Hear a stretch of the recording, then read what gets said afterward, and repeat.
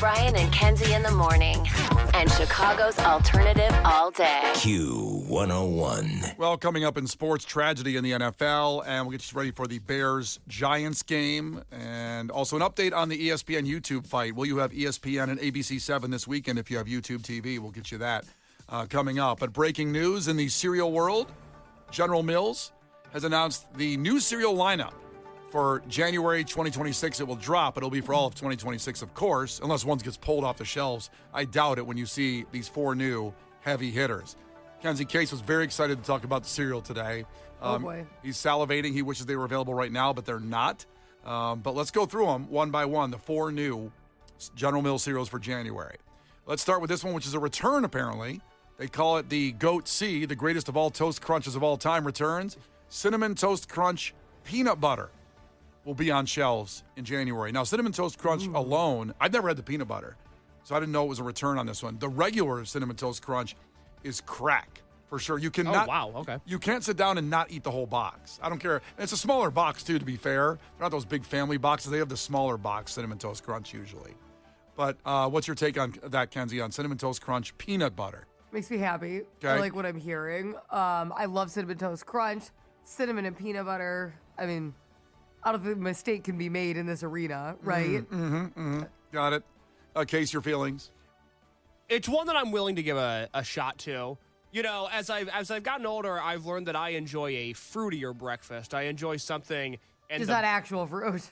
Well, yeah, artificial flavored. Yes, ideally, yes. So, You know, a lab-to-table guy. I'm a lab-to-table kind of guy. So I'm looking for something that ends in, say, a berry. And Cinnamon Toast Crunch peanut butter does not have that. But it's the type of thing that, you know, say I was over at somebody's house one night, woke up the next morning, they said, the only thing I've got is Cinnamon Toast Crunch peanut butter. I'd say, put it in a bowl. Let me try it. What do you at Brian's house? Yeah, I'm at Brian's house. I think he meant a lady. No, but realistically, I'm at But Brian's really, house. he'd be at my house. You know, we wake up in the spoon Barbara has position. like a plastic bat and she's hitting your leg. I was trying to hypothetically talk myself into a one-night stand where I wake up with Cinnamon Toast Crunch peanut butter the next morning. But you're right, Kenzie. I'm at Brian's house. Yep. You're not my daddy. No, I'm not. I will say, just in the top of my head, Cinnamon Toast Crunch is almost perfect. I don't think they needed to add peanut butter, and I'm worried about the peanut butter cinnamon combination there. Well, I can't believe this is what's happening right now. Both of you. How dare you? Because, they have regular Cinnamon Toast Crunch. If you're a purist, if you're a cereal purist, Understood. then just go grab the original. Yeah, I understand that. I'm willing to try it, but I'm just my curious brain wonders if it matches up together. Okay, cinnamon and peanut butter. That'll be fine. We'll have to try it and find out. Oh, my That'll God. Can we be do a just live taste fine. test when these come out? This will be one whole show in January. I don't know. I hate when people do you slurp at all when you eat cereal because I won't be here. If that's what I can't. I have to leave the room if my husband eats cereal. Like that. I don't like I hate when somebody puts a spoon in their mouth and that's just eat it. Why are you slurping on every bite? I have to leave. I can't be around somebody who slurps cereal. But the milk is so good, you have to want to get all off the spoon. But just like a gullet, like you're doing like cough syrup. You don't go, what do you cause syrup? Kenzie will be in a glass container while we do Like this. a mental institution. Yeah. That'll send me over the edge. I can't do it. Because if you don't think I slurp, you don't know me.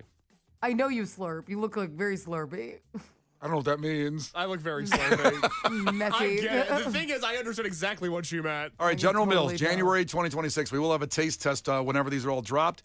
The new Cheerios brand, limited edition, banana caramel Cheerios. Ooh. I like a banana. Go on that. Speak on that. Well, Okay, King. I know you do. Not me. I find banana to be one of the more versatile fruits there is. I think you can do so many different things with bananas. I also, as we've discussed previously on this show, love the gimmick flavors of Cheerios. I love when we get a strawberry banana Cheerio, for instance. So to have banana caramel as a Cheerio option, even if realistically I'm not a big caramel guy, this is a cereal that I am excited about. Kenzie? That's where we disagree. Oh, what else is new? My problem is I find artificial banana, when it's in things, when it's like banana flavored, to be very overpowering. The scent, you're going to open that bag and be like, that's banana, just in the face, okay? But I like that. How often you've had a banana in the face, Kenzie? Trust me, I should have a lot more money than I do. A lot more. Got it. So I'm like, I just find it to be overpowering where I feel like I can't taste anything else. So I'm less excited about it because of that. I agree with you because I just don't like bananas. I might be in the minority there. I understand it's a me problem, but I don't like bananas. I like caramel, but I've told you I like the old school OG first Cheerios with metal and nails in it. I just eat that one. I don't, and maybe add sugar to it if I want to, but I'm not excited about this one, but Kay sounds really excited about I'm it. into it. I like it. But there's another Cheerios I'm being hypocritical now because I might want to try this one. Okay. This is General Mills new cereals for 2026 January. It will drop. The Confetti Cheerios sprinkled with fun, the birthday cakes Cheerios, Kenzie. Ooh, I like that. Yeah, I think that one I can kind of get behind, I think. I'm into that. Sprinkled fun. A birthday cake is now everything. Explain. I'm curious to see what you mean by that. Well, you go in a treat aisle, let's say. There's birthday cake Oreos now. We don't Yeah. need that. Oreos are perfect like they are. Double, triple, quadruple, whatever you want to do. Those are great. Give me more filling. You don't need to give me the birthday cake Oreos. I don't really like an Oreo. I'd prefer a birthday cake Oreo, I think. Well, to each his own. Yes, but I like. Don't come in Monday. I like how sweet. Good Lord. Fine. I hear Fred's hiring. Is he? Brian just got nervous. I know. Is he? Hey, maybe I'll go over there. You need me, and you know it. Sadly, it's true. Is he? Why do you know that? He is, Brian. But I love birthday cake ice cream would be my go-to. If I'm at an ice cream store, I'm going birthday cake ice cream. So I want to do the birthday cake Cheerios. Harper likes everything birthdays. Her birthday this weekend. Harper likes everything with sprinkles added on. And again, so I have to buy sprinkles. Maybe that's why I have PTSD on sprinkles. Why? Because you have to make your family happy? Yes. I have to buy Is this more. your daughter's birthday once a year? Yeah. Not into it. What do you mean by that? I It's like it's her birthday again. So I have to run back out to Jewel and buy sprinkles. I already bought the ice cream. I didn't think to buy sprinkles because I don't care for sprinkles. Well, think about somebody else. Why? Not your birthday. Why? Mine's in January. I don't want sprinkles. I'm just putting it out there. Kenzie, don't bring sprinkles. Stop it. I won't. And I want to focus on Harper this weekend, though. And finally, this might be the piece de resistance. The General Mills January 2026 new cereal lineup. Kenzie, are you ready for this? Okay, give me something. So it's Reese's Puffs, but it's dark chocolate Reese's Puffs.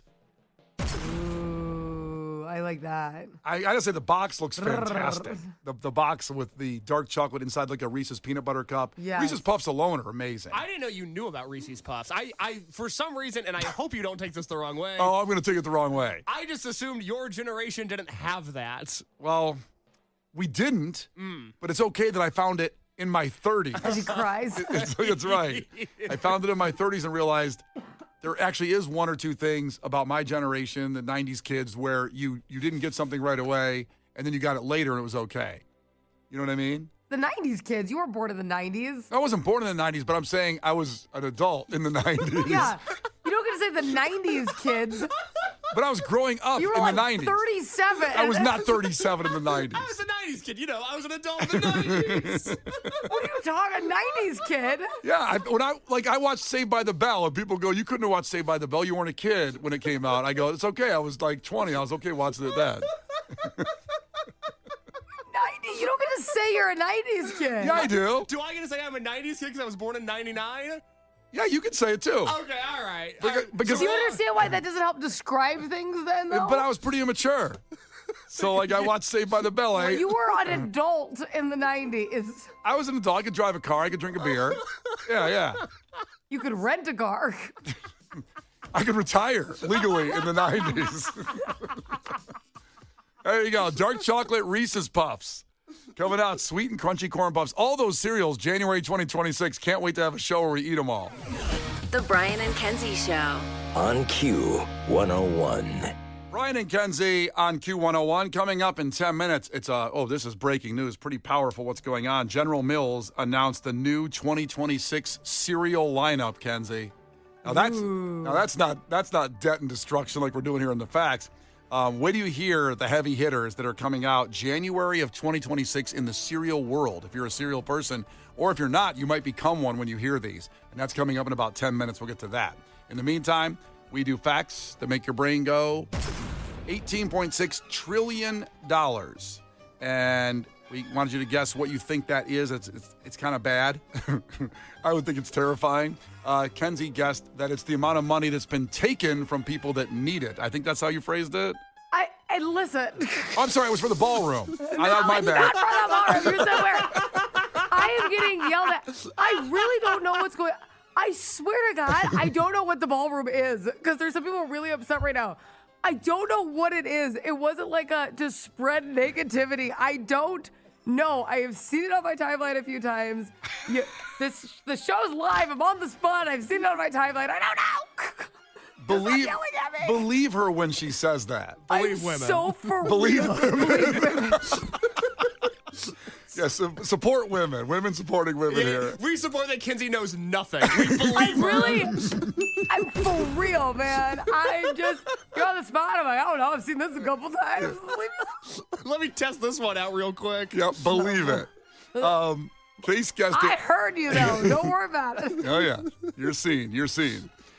Case guessed it was college debt or school debt, loan debt. Student debt, yeah. So I guess, Case, I'm going to give it to you. You're right, but but it's more than that.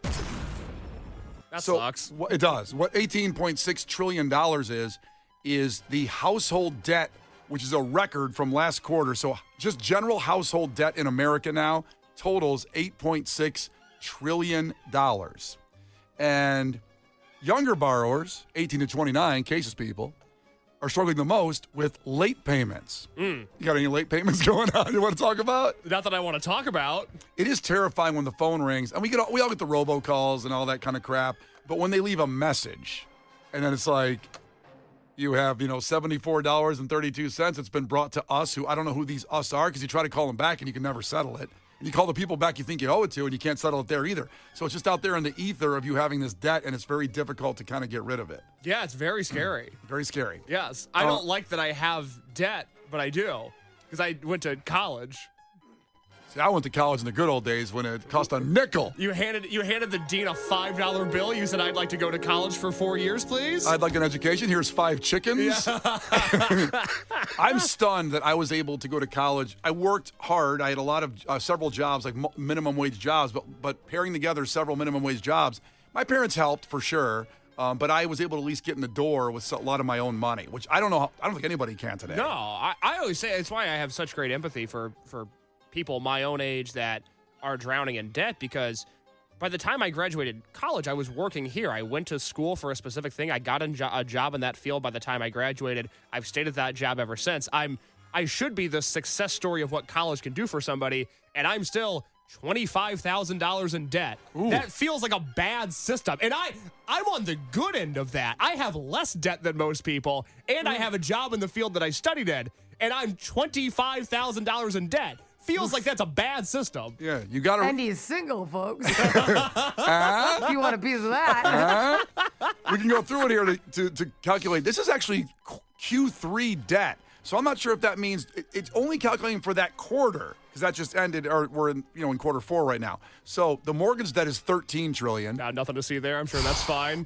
Probably not a bubble. Well, in fairness, is that just normal mortgage loans, though? Is that what they're saying? Because, correct. Of course, if you buy a house, most people are cash, $500,000 or whatever. So yeah, that one's kind of, I'm not saying it's a good thing, but it just shows that that's how many mortgages are out there at $13.7 trillion that's owed on homes. I don't consider myself in debt just because I'm putting money towards my home. Yeah. You know what I mean? I don't count that as well, my debt. You should, because actually, I know you do this. You have an accountant that figures that out, and that debt can help you tax purposes.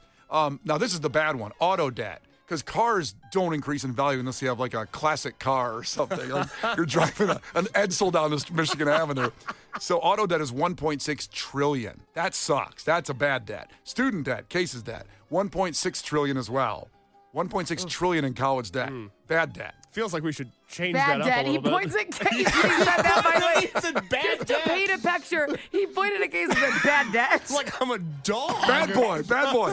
Why'd you get an education, son? I don't know. I'm an You idiot. still got a welding degree. I should have. Credit card debt, 1.2. Point Case again. I don't know why I'm pointing at Case. 1.2 trillion. 1.2 trillion out there. Now, this is weird. Other debt is $500 billion. Could that be betting? Could be. It could be Gambling and just stuff? anything. Whatever you think you have debt in that's not those things. Mortgage, auto, student, credit card.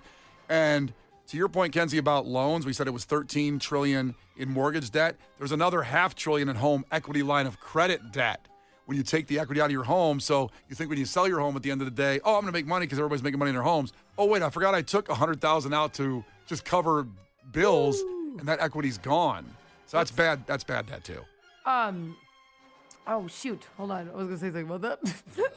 I had a very, very good point right here. It was going to go right here. A very good point. Yeah, we'll sit and wait. It's cool. Okay, so just relax. No, but I was going to say, actually, here it is. Got it. I know that the car debt, you're like, oh, that's bad. But I was leasing my Jeep for a few years. But the problem is I leased it right when the pandemic started and then my lease ended. So I Yeah. got like a good deal on my car. And then when I got done, leasing my car or similar, like the new model of that year, was going to go up over $400. It was going to cost me over $800 a month to lease my car. Oof. And I have a Jeep Wrangler, okay? Like, I'm like, isn't that for like a Bugatti? Like, what the hell? Like, I want a nice car if I'm going to spend like between $800 to $1,000. Like, that was like, by the way, that was like the lowest end. That's the most affordable I could get it. So I had to just buy my Jeep. I couldn't afford to lease. That's unbelievable. Anything. Well, it is diamond crusted. So I bet a lot of people. Her roof has it's diamond crusted roof she has on there. Yeah, right. You know, She has spinner rims on her Jeep.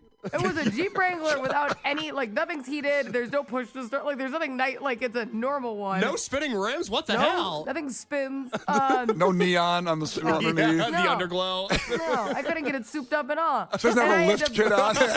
Where's the Nas at? So I had to just buy this thing. And I bet a lot of people went through that where they literally couldn't afford the payments monthly of leasing anymore. Like, you almost have to buy. And then that still sucks because that your car goes down. Even though your Jeep's badass, you're downplaying. I like your Jeep.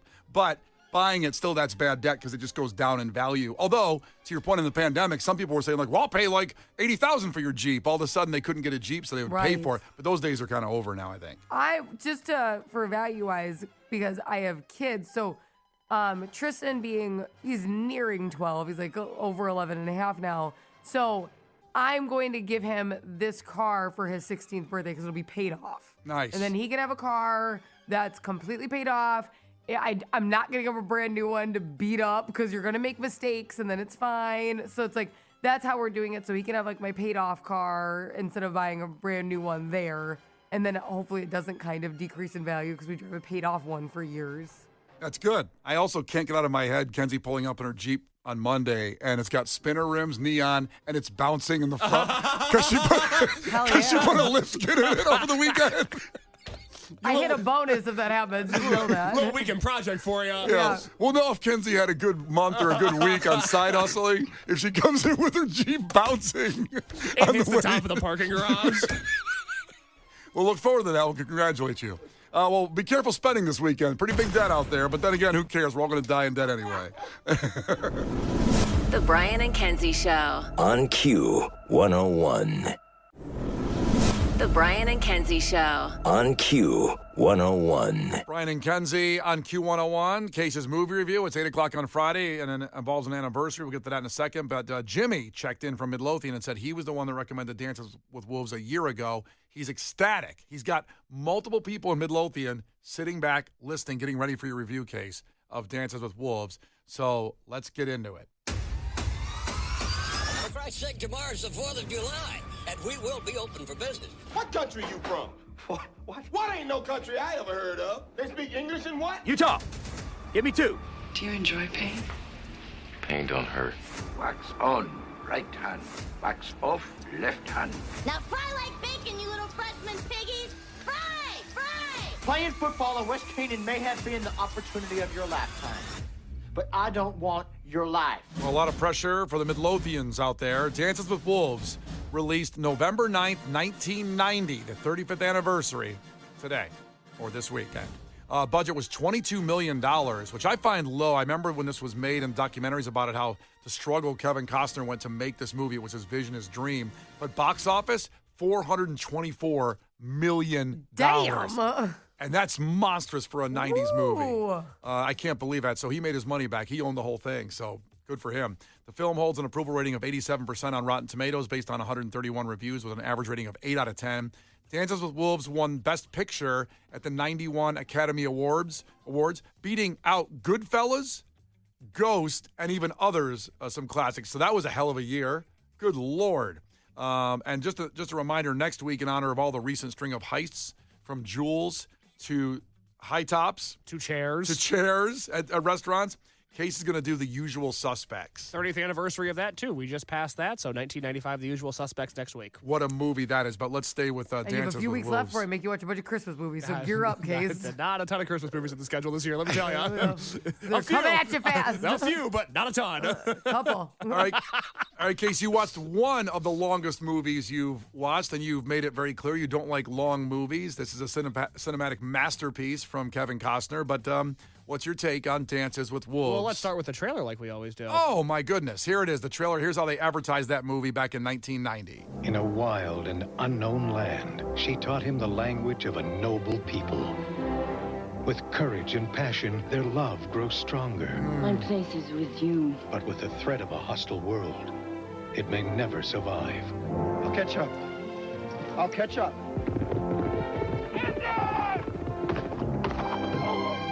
Kevin Costner, Dances with Wolves, rated PG-13. Now playing in select cities. Opens November 21st everywhere. Wow, the trailer didn't really put much of the movie in it. Interesting. I just think, I'll catch up. That seems a weird line to put in the trailer of the 3-hour movie. My home is with you. It's a beautiful line. It is a beautiful. That's a beautiful line, but it seems like it's buried in just the music. I don't know. It didn't seem like it was a well mixed. Okay, well the trailer, the movie made $400 million, so maybe the trailer was okay. It did make people want to go see it. I guess it worked. I guess didn't spend I'm a bunch wrong. of money on social media advertising back then, so it worked. I guess I'm the bad guy for ripping the trailer. I was just weird.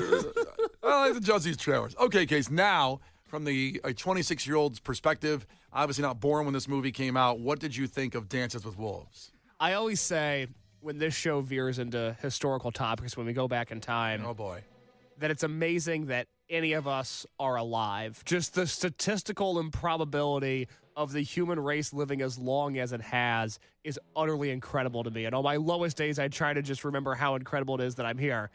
To think that the jumping off point of this movie is that Kevin Costner is so badly wounded fighting in the Civil War that they're going to chop his leg off. And he goes, no, don't chop my leg off. I'm just going to ride my horse unarmed into battle directly into enemy lines, and they'll just kill me and my life will be over. And then he does that. And he fools the South by doing that. It's like a trick play in baseball. I didn't know what was coming. Yeah. He does that. It ends up giving his troops the advantage because then they can ambush the South because nobody expects the unarmed horse guy to run through the battlefield, to a point that he's essentially granted a work sabbatical. And they go, Kevin, you can go anywhere you want. You saved our troops. You did a good job for the North. You can do whatever you want to do. We're going to give you a sabbatical. And he goes, I'd like to go to the middle of nowhere, please. I'd like to ride my horse into the middle of nowhere and hang out with a bunch of people that don't speak my language. And it works out for him. Yeah. The fact that anyone in this movie made it out alive, the fact that humanity survived the 1800s is utterly incredible to me. I can't believe it. What was the year this movie was supposed to be set in? 1860s because of the Civil War. Okay. Yeah. Knew that. Yeah, that's a Civil War. Obviously. No, it was World War II. Everybody else listening. Yeah. But you set that up so perfectly, Case. You really did, because I almost forgot that is in itself could be a whole movie right there, just that opening scene. Yeah. And do you often put yourself in a scene in a movie, like if you pictured yourself on that horse, like he did, going, do you picture yourself like just falling off and the first guy comes up and then stabs you with a sword and it's over? Yeah, well, I think a lot of times whenever I watch a movie that has anything to do with war, I go, okay, so I would have been dead now or now or now. I don't see myself making it deep into a battle at any point. And then the fact that he does want to go in the middle of nowhere, which, pretty dangerous those days. Dude, go to Cabo. You survived the Civil War. Why are you going to the middle of nowhere? I don't understand it. Is that a foam party? Yeah. We'll have to examine later if their foam parties in Cabo existed in the 1860s. Somehow it seems to go there. Go see a DJ set somewhere. Why are you going to the Dakotas? Oh, my God. Got to be a hardcore show somewhere. There's got to be something. He went where there's nothing. The words all-inclusive mean nothing to you. So, Kevin Costner gets his wish. There's a point where his general, his leader, who's, I guess, mentally ill. He's like, you can go wherever you want. Kevin Costner's like, I'm going to go to the middle of nowhere. And then he gets on his horse, and I don't say this to be funny, but then the general shoots himself. Very weird arc in that movie. I got to be honest, it's a scene we didn't need. You needed it because they had to set up why he wasn't caught as missing anywhere. Okay, so fair. no one knew he was gone. That's fair. And then when they show up later in the movie with all the troops, they're like, "Oh, you were this guy that maybe did that," and they figure it out. So I never say this, but excellent point, Brian. You're right. Oh, well, say it more often because I'm right a lot. You're so humble too. So he's on horseback. He meets some mean Native Americans. They stab his weird, like, homeless friend that he's with.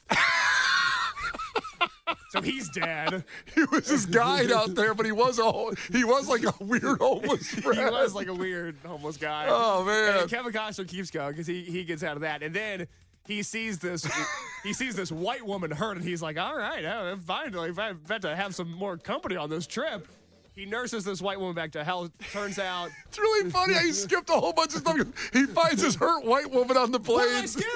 What did I skip? The homeless guy got stabbed. Yeah. He died. Yeah. He finds a white woman. Where was the white woman supposed to be? I haven't seen the movie. Where was the white woman supposed to be? Well, so what happened is her husband died, so she was in mourning, and she was injuring herself near like a creek, and Kevin Costner came in and helped nurse her back to health. But I want to make clear to Kenzie, because she hasn't seen it, she's a white woman, but she is dressed like a Native American. She's adopted by the Native Americans because they killed her whole family. And for the first Kenzie's eyes are just like, what the Kenzie, this is Wait, they murdered her whole family and then adopted her? Well, yes. Yeah. I mean, the mean Indians he's talking about murdered his whole family, scalped Native everybody. Americans? Yeah, and it was, I mean... We're going to go back and forth on that one. And Kenzie, it was bad. The mean Indians were really, really Native bad. Americans? Mean Native Americans. I don't think these guys would care what you call them. They were bad. But then the really nice Native Americans adopted her and raised her as an Indian. Okay, so not the same people, Native American, not the same people that stabbed her whole family. Right. Bingo. Okay. But they're capable of stabbing. They just didn't stab her family. And then later they get guns, and they're like, why are we stabbing? We have guns now. They're like, these guns are awesome. You guys need to protect your right to bear arms. These things kick ass. Yeah, whatever you do, make sure you can have guns all the time. So I didn't know anything about this movie. So when the white lady shows up dressed in Native American garb, my antenna went up, and woke case came out, and I said, I'm going to have a real problem if I'm about to watch a 3-hour movie with a white lady playing a Native American. Then they explain her backstory. I understand the whole thing after that. It makes sense. I'm going to let it slide. It's actually quite a beautiful story. She wasn't cosplaying Native American. She wasn't doing a Pocahontas Halloween costume. She wasn't like, this is Lewis Clark and I'm Sacagawea. Now give me candy. And there ends up being a really beautiful scene as Kevin Costner integrates himself into the Native American tribe. The lady is the one that can speak a little bit of English because she was raised speaking English, but she also speaks the native language, the Lakota language. And there's this great scene where she's translating between Kevin Costner and one of the people in the Native American tribe. What is your names? Our names? What is his name? Chachapiki Slaveachi. Do. Chaklo. Owagalu Sechak.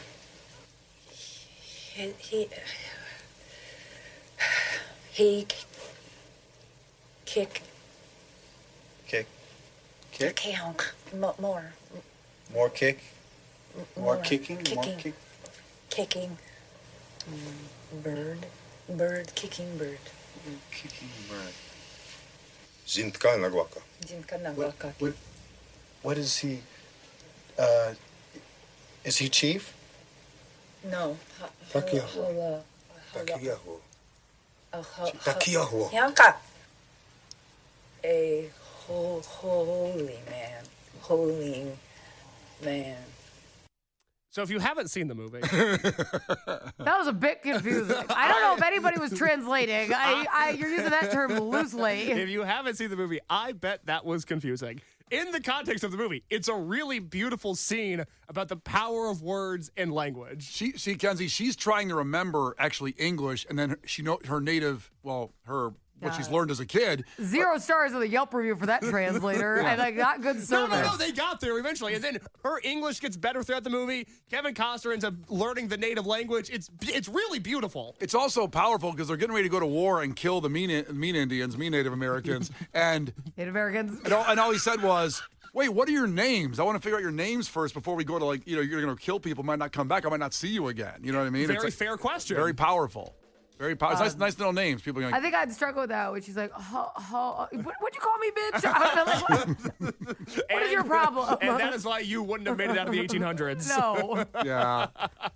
So, yeah, it's such an incredible movie, and that's the problem. We can't get through this review in a normal segment because it's 3 hours. It's a 3-hour movie. There's so much. You're halfway through, I think, at this point. There are some romantic scenes in this movie that we have to break down, so we'll do that when we get back. Yeah, just about 6 minutes away. Remember that Mark McGrath is going to call us up, too, and we're going to give away a guitar, autographed guitar. That's about the next half hour, but stay put. The conclusion of Case's movie review of Dances with Wolves in 6 minutes. Brian and Kenzie. On Q101. All right, coming up here in about 5 minutes, we have Mark McGrath from Sugar Ray, from Extra. You've seen him in Sharknado. And we're going to give away a Gibson guitar autographed by him. So this is pretty special coming up here in just about 5 minutes. But first, let's finish up Case's movie review of Dances with Wolves. A text came in from our Michigan friends. Said, this summer on family vacation, I forced my daughters to stop at the Dances with Wolves set in South Dakota. They've never seen the movie. And I told them, if Case likes the movie in this review, we're watching it tonight. They just told him, so far it still sounds boring. LOL. It does. And somebody texted in, I still don't know what the movie's about. Same girl. We're in the same boat. I don't really get it. So he was just like, he almost got killed and then took a vacation to the middle of the nowhere and then met a bunch of Native Americans. That's what the movie and a hurt white woman. And a hurt white woman who I thought was playing a Native American. Turns out she's playing a white woman, so it's okay. And it's all about him learning how to integrate into their society, him protecting the Native Americans protecting him. There's romance at play between Kevin Costner and the white woman because there's a scene when they are really passionately making love, and let's just say I didn't hate it. They're making love passionately, and then she shoots her head up, which is never, it's always terrible. It's like, oh God, what did I do? What did I step on you by accident? What's going on here? And she goes, I sense trouble. And could you imagine being on a date and trying to get some, and then you have to worry about a buffalo stampede going through your neighborhood with the tribe? Yeah, it's certainly a C blocker. Dating must have been so hard back then. Well, there were so many. I sense trouble. That's a new one to get out of it. I mean, there were so I'm many. gonna use that tonight. So many herds of buffalo back then too. You know. Trouble. There's all the buffalo. There's the opposing tribes. There's the U.S. Army who's coming after Kevin Costner, and my guy's just trying to get a little something. Yeah, Mary McConnell was a dime back then too. She looks awesome in this movie. She was hot. So, I have to say, she's the white woman, by the way. I have not seen the movie. So my mom was once out shopping, and this guy comes up to her at the store, and he was Native American, and he goes, "I love you" in Dances with Wolves. And she goes, "What?" And he goes, I loved you in that movie. It's my favorite movie." She goes, "I'm not in Dances with Wolves." And he goes, "I'm not going to tell anybody." Nice. I love that move. As if she's going to get swarmed. She goes, "I'm really not in the movie." And he winks at her and says, "Okay." And he walked away. And that's my one thing is that somebody out there had their life made. And I'm assuming it's the lead woman. I have no idea who he thought she was, but I'm assuming. It is. Your mom does, a young Mary McConnell in that movie, your mom does resemble her a little bit. I can see it, too. Yep, I can see that. Yes. I didn't think of that. That's great. So funny, because she walked out of the store and she goes, "You won't believe what just happened to me." I was at the mall with her. I'm like, what? It was just so funny. I'm not going to tell anybody. Your mom should have went. It just made his life. That's who he thought he was around. Your mom should have went, kicking bird, kicking bird. And if you haven't seen the movie, that's not offensive what Brian did. That was okay to do. No, it's fine. I'm safe here. So, in summary, because I feel like I've done an excellent job of explaining this movie, Kevin Costner. Not to that guy's kids. They think it's boring. Plus, I'll say this before you do the conclusion. Okay. There's a ton of action and war scenes. It is and then there's downtime, but there's downtime. It's an insane what Kevin Costner went through to make this movie was nuts. I don't know how they filmed the battle scenes and the buffalo stampedes, because the thing is, in the same way you can't reason with a monkey, you can't direct a buffalo. You just gotta hope they're running when you're filming, and if they don't, you're gonna waste an entire day's worth of film. Yeah, there's no AI back then. I don't know how they did that. Blew my mind. Why is it called Dances with Wolves? There's a wolf? There's a wolf that comes into play. Trust me, when the wolf comes into play, they explain exactly why the movie's called Dances with Wolves. And if he gets into that, we're never going to get to Mark McGrath in a few minutes. And I would like to talk to him. Very funny guy. I'm excited for this interview. But in short, 15 minutes later, it's a movie that I think has a really rich story. I think the cinematography in this movie is beautiful. I love the fact that the Native Americans in this movie aren't portrayed as cartoon characters, that they're speaking their native language, that it's not a disrespectful representation of these tribes. Now, could you make an argument there's a white savior aspect of Kevin Costner's character? Sure, but I'm not going to get too hung up on that because I do really like this movie. It would have been an incredible 2-hour movie. It's a very good 3-hour movie. There's a few scenes where I'm going, boy, they could have chopped this one up just a little bit more, just get this runtime down a little bit. But if you've never seen Dances with Wolves, I have to give it a very favorable recommendation. I wasn't sure I was going to like this movie coming into it. It turns out I really, really enjoyed this movie. Good. What's your rating? What's it out of, by the way? Well, it's got to be out of Tatanka's, right? Tatanka. Yes, and Kenzie, that's a whole other part of this movie I couldn't even get into, the whole Tatanka thing. But that sounds like something you yell at a woman when you like her. Tatanka. Like auga. Wait, Brian. Sure, yeah. That's all I'm hearing. All right, Tatanka's case. How many out of Tatanka? That's one of the funniest things Kenzie's ever said. 7.5 Tatankas out of 10 for Dancing with Wolves. If it was 2 hours, would it have been up over 8? Oh my God, yes, absolutely. Okay, that's but fair. But still, it's okay for a 3-hour movie. I know everybody was concerned about the length of this movie. I did have to chop it up into 2 nights, 90 minutes one night, 90 minutes another night, but that was more of a scheduling thing than anything. Yeah. But a strong recommendation. If you've never seen this movie, it's on HBO right now. I highly recommend it. There you go. Case's movie review. If it came in near the end, go to the podcast, listen to the whole thing. We have Mark McGrath of Sugar Ray. We're going to give away an autographed guitar. All after Almost Monday. It's Brian and Kenzie on Q101. The Brian and Kenzie Show. On Q101. The Brian and Kenzie Show. On Q101. Well, super stoked to welcome Mark McGrath of Sugar Ray, of Extra, of Sharknado movies, to the show. A crazy, really cool super group. He's involved with playing the Des Plaines Theater on November 23rd, and we'll get to that in a second. Plus, when we're done talking to him, we're going to give away a guitar, an autographed guitar wrapped in the band logo and signed by all 3 band members, which we'll get to in a second. But first, Mark, what's up? Mark McGrath. Love you, bro. Thanks for checking in. Yo, Brian, thank you so much for having me, my friend. I really appreciate it. Q101, dude, the gold standard in the 90s alternative music, and I'm glad to see you guys are keeping that flag alive, my friend. Thank you for having me today. Oh, damn alive right. and well, baby. Yeah, damn right. I remember last time you were on, you were giving me compliments, but then you said, but really it's all Kenzie. It's all about Kenzie and the show. Well, Brian, stating the obvious has never been my style. It's understood that Kenzie's the prime mover, what makes your morning show so great. You know what I'm saying? Yeah, sure, right. Okay, we're all done here, Mark. Thanks for checking in, man. Appreciate you. Good luck with that show, wherever it is. That's the plan. See you guys. All right, so the show. I knew I hated frosted tips. All right, so the show of a super group. So it's Ezra Ray Hart celebrating the holidays. It's the 90s presents Ezra Ray Hart Hits and Xmas Riffs this fall, the super group that'll be at the Des Plaines Theater on November 23rd. You talk about a party.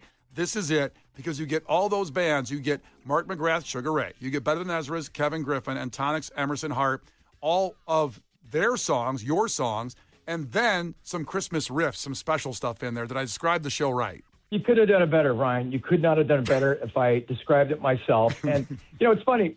Being the astute marketing folks we are, let's name this band Ezra Ray Hart. It says nothing about the project and very confusing to the listeners. I mean, maybe that's why our respective bands aren't really near the charts anymore. We're out of ideas. But we did our best to kind of represent the bands that you're going to see. Better Than Ezra, Tonic, and Sugar Ray. And what's great about this thing is that we all stay on the stage at the same time. It's truly a band. And we started this thing we did a charity once a couple years back, about 10 years now, and we said this was really fun. There's kind of a magic in the chemistry here. And it turned into be a project that we thought would be just for fun, and which it is. And it's the reason why we started our original bands together. You know, they all became a giant business, and thank God they did. But when the business thing comes in a little bit, it took like the spirit and the fun of like playing a keg party out of it. Ezra Ray Hart brings the party back, and we're gonna celebrate all the catalogs of all that great music. And I know how much Q101 loves Better Than Ezra, so happy to bring them back into the fold. Listen, there's a reason we're interviewing you right now. We support you fully. What's next? Do I have to resurrect Chumbawamba and bring it back to the shores of America? Well, I'm happy to do it. I can't do it for all the crestfallen 90s bands. But I got to say, Q101, and to you, Brian and Kenzie, you could not be a true representative of that wonderful era we all know without having Better Than Ezra. And I know they canceled an interview, and that is an awful thing to do because I value everybody's time, and so does Kevin.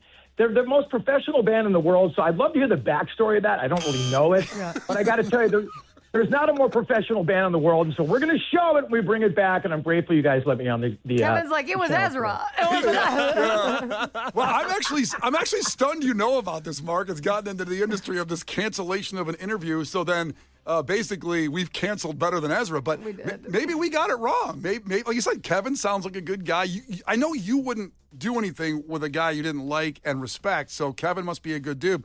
I don't know. Maybe it's just like the complicated legacy that we have with Better Than Ezra in current days. It's almost like the legacy is better than the story. You know what I mean? It's like you almost should keep canceling him. But, you know, he is such a good dude. I got to say, the catalog is amazing. And Kevin, the most stand-up folks, and it's so unlike him that he didn't show up for an interview. So it must have been a really good reason. But it doesn't matter. Doesn't matter what the reason was. The fact is they canceled. You know, in this showbiz thing of ours, the show must go on. So I'm gonna see Kevin today, and I'm gonna get to the bottom of this, and I'm gonna call Q101 and make an apology personally. Is that okay? Will that work for Brian and Kenzie? I want an apology. Absolutely, I would like that. I've been known to hold a grudge for decades. I don't know if it depends on how groveling the apology is. Those are your true colors. Yeah, Listen, we're excited for the show. We just hope that he's also there. We just don't know if he'll be there.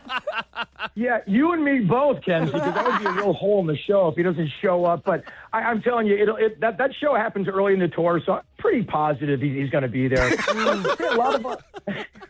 A lot of our personality and may say choices have changed since the 90s, so we'll be showing up, I promise you. All right. We're taking your word for it, Mark. And it's funny you say you're bringing the keg party back with this tour because I think it's going to have record low beer sales because between the three of you playing all of your songs and all the hits all three bands had, who's going to leave and go get a beer at the bar? There's no bad song to, go get a beer to. Well, that's a very good point, Brian, but you forgot about the power of White Claws. You know what I mean? That'll bring all the ladies to the yard, you know? And Brian. Actually, I like those. And Brian, and me, who am I talking about? But I think that's what makes this show so great. You guys, you're going to hear Good. You're going to hear Fly every morning. If you could only see and it's just hit after hit after hit. Let me say something I probably shouldn't say. You know when you come see our bands and you got to sit there like, here's a new one. You know, I don't really want to play one either. You're not going to hear that once tonight on stage. So, Brian, you're kind of intuitive in saying that. And then we throw in a lot of iconic songs to the 90s and medleys or whatever. And then we add some, Christmas fun with the holiday songs that each of our bands have done. And we might throw in a little Last Christmas by Wham because it's not the holiday season without Last Christmas. Amen. So it's just a fun show. You know what I'm saying, Kenzie? It's just a fun show. You're taking me to church right now. Right. Come on, preach, girl. And I'll tell you this. If you guys hate fun, do not come to the show. Do not come. That's a good It's pure seller. fun off the rip. And we end with a giant, rock and roll cavalcade of explosion of ideas and fantasy and holidays. So you'd be remiss, Chicago area, if you'd not come out and see us. It's going to be at the Des Plaines Theater November 23rd. Tickets are at EzraRayHart.com. That's not your law firm. That is a band. EzraRayHart.com. So get the tickets before they sell out. That's an awesome theater to play in, too. That's going to be a blast. Yeah, man. It's just all the vibes are happening. The holiday season, a beautiful theater out there in Des Plaines, and the Chicago area. I got to say, through our career, and speaking of Sugar Ray, never has been a better city that's been more just shown up for us through the highs and lows of being in this band. And, I love getting on these interviews, and I'm grateful you guys gave me a chance to come on here and say thank you. Whether you come out to the show or not, I just appreciate the years of love and support for the music of Sugar Ray. because no one, including me, thought I'd be doing this 30 years later. And I'm just grateful for waking up every day and going, I still get to do this for a living. And thank you for letting the music mean something to you. It truly means the world to me. You always bring it 1,000%, whether we're just talking now or on the stage. You always do. So that's why it works. That's why it's happening. Well, we're a good team, Brian. And again, I appreciate you guys having me on, man. And I got to say, too, I was looking at your website. Your Christmas show looks amazing. And my gigantic question to you is, Dermot Mulroney has a band? Yes! And we love it! That's the greatest thing ever, because I don't want to get into like the minutia of this, but there's a cameo sort of like trend going on between me and Dermot Mulroney, and he's never once said he's in a band. And now I've got some new ammo, and I can't wait to aim right at him with it. That's fantastic. So the show you guys are putting on is fantastic, and if I wasn't on tour, I'd be there for sure. It looks amazing. Hey, Mark, I've got a quick question for you, because anytime we interview somebody, I like going to their Instagram and seeing the accounts that we both follow. And for you and I, it's a very eclectic group of names. We both follow Nancy Sinatra. We both follow NoEcho.net, which is a great blog on contemporary hardcore music. And we both follow Glennie Friedman, who's one of my favorite photographers of all time. I am curious, given especially your on-again, off-again relationship with Dermot Mulroney, what's the most random name you have in your contacts of somebody you could hit up at any point and they would get back to you? Boy, random is interesting. Well, you know, I would have to say Aaron Rodgers, probably. Oh, that's a good name. God. Okay. Wow. That is random. That's pretty random, right? Aaron Rodgers is a gigantic music fan. In fact, he started a music label back in the day, and it lasted a year when he found out that giant sucking sound at night was his bank account. And so I got to get to know him. We played a Super Bowl in Phoenix about 15 years ago when he was first coming into the league, maybe 20 years ago. I'm doubting myself. I think he's in his 21st year. But it was early in his career, and he was the nicest dude, like very personable, very into music. And we ended up drinking a couple beers and talking about music and just became a good friend. And so we stayed in contact through the years. I'm not going to say he's a personal friend of mine, but I think he's a guy that would pick up the phone for me. Now, I will say I have his number from like 10 years ago. It might have changed since then, but that would be a pretty random one for sure, right? Shoot him a text right now and just say you up and see if it works, if the number's still there. Are you up? That's so funny. Mark McGrath, thanks so much. Worse than that in the 90s, believe me. Mark, thanks so much for talking to us. Ezra Ray Hart at Des Plaines Theater, November 23rd. Tickets at EzraRayHart.com. And it's all the hits, Christmas stuff, and a blast and a keg party. Plus, it's right before Thanksgiving, so this will be the real party before you have to deal with your family. Boy, you couldn't have said any better, Brian. Absolutely. And we hope to see everybody out there. And Brian Kenzie, thanks for always letting me bend an ear, man. You guys are the absolute best. I appreciate you, Q101. Thank you, Mark. God, is that you the best or what? If you missed the beginning of that, go back into our podcast and make sure you hear the whole Mark McGrath interview. And so that's Des Plaines Theater, November 23rd. Tickets at EzraRayHart.com. Right now, 312-591-8300. How about this? Mark gave us a guitar. So it's autographed by Mark McGrath of Sugar Ray, Better Than Ezra's Kevin Griffin, and Tonic's Emerson Hart. The logo of the band's on it. It's an Epiphone guitar. 312-591-8300. Caller 10. You get the guitar. Brian and Kenzie in the morning. And Chicago's alternative all day. Q101.